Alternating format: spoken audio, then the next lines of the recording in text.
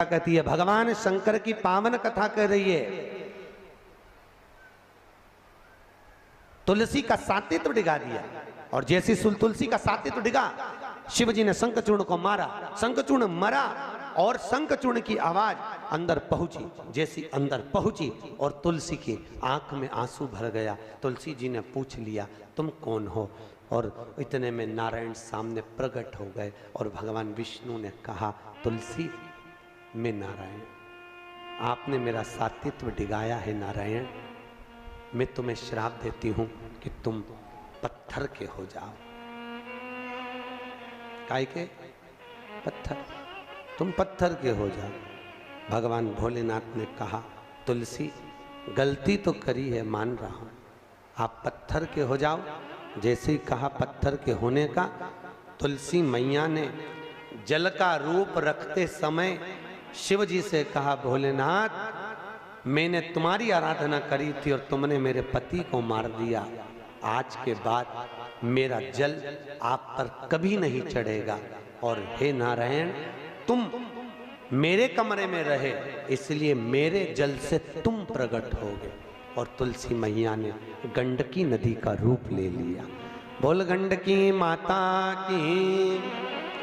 गंडकी नदी का रूप लिया। आज भी जिन शालिग्राम जी की आप पूजन करते हो, ये शालिग्राम जी गंडकी नदी से प्रकट होते हैं।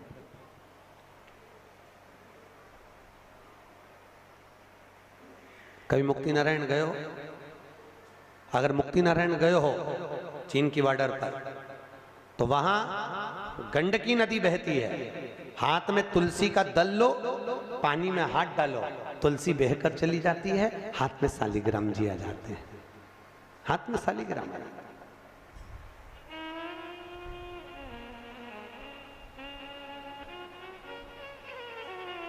अगर नेपाल जाओ पशुपतिनाथ का दर्शन करने के लिए, तो नेपाल के पंडित आपसे पूछते हैं, ये पानी कहां से लाए हो?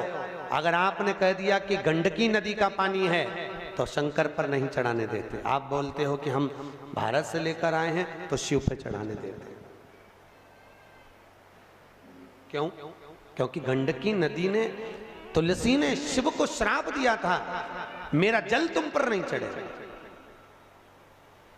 गंडकी नदी का जल कभी शंकर जी पर नहीं चढ़ता। आप लेकर जाओ, स्वतः लेकर जाओ। और भगवान भोलेनाथ विराजमान हुए, समय हुआ और समय की अवधि में शंखचूर्ण मरा,